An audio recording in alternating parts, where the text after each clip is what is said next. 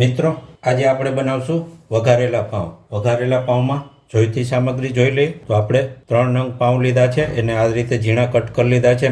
તમે જોઈ શકો છો કે આ રીતે આપણે ઝીણા કટ કરી લેવાના છે. 3 નંગ પાઉં, 1 નંગ ટમેટું આ રીતે ઝીણું ચોપિંગ કરેલું, લસણ ઝીણું કટ કરેલું એકદમ બારીક, પત્તાકોબી એકદમ ઝીણી કટ કરેલી, શિમલા મિર્ચ એકદમ ઝીણું કટ કરેલું, ડુંગળી એકદમ ઝીણી કટ કરેલી, લાલ મરચું એકદમ ઝીણું કટ કરેલું. તો હવે આપણે ગેસના ફ્લેમને ચાલુ કરી અને આગળની પ્રક્રિયા કરીએ. ચાલો ગેસના ફ્લેમને ચાલુ કરી લેશું અને એની ઉપર એક પેન મૂકી દેશું. પેનની અંદર 1 ચમચા જેટલું તેલ એડ કરી દેશું.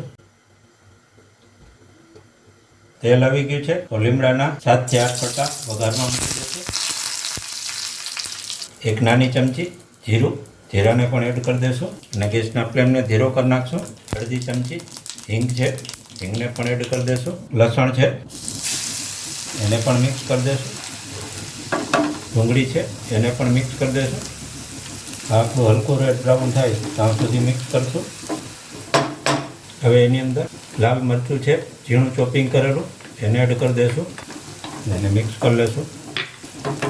એની અંદર 1 નંગ ટમેટું છે ઝીણું ચોપિંગ કરેલું એને પણ એડ કરી અને એને પણ મિક્સ કરી લેશું.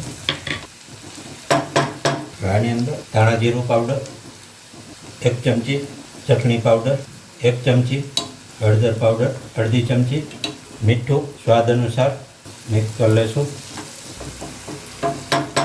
હવે એની અંદર આપણે આ પાઉં લીધા હતા 3 નંગ એ એડ કરી દઈશું અને એને પણ મિક્સ કરી લેશું.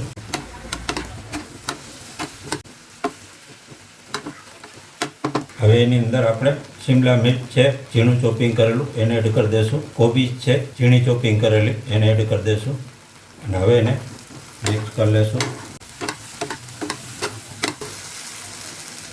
હવે ગેસના ફ્લેમને આપણે બંધ કરી દઈશું. હવે એક પ્લેટની અંદર આપણે કાઢી લેશું.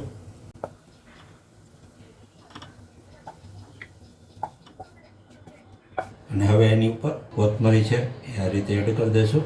આ મિત્રો આપણા વઘારેલા પાઉં થઈ ગયા ઓલરેડી કમ્પ્લીટ અને ફાઇન. આ રેસીપી બહુ જ ઇઝી અને સરળ છે. તમે પણ બનાવી શકો છો ઇઝીલી રીતે. સિમ્પલ 2 મિનિટમાં આ રેસીપી બની જાય છે. તો હવે મિત્રો મળશું નેક્સ્ટ વિડીયોમાં. જય હિન્દ, જય ભારત.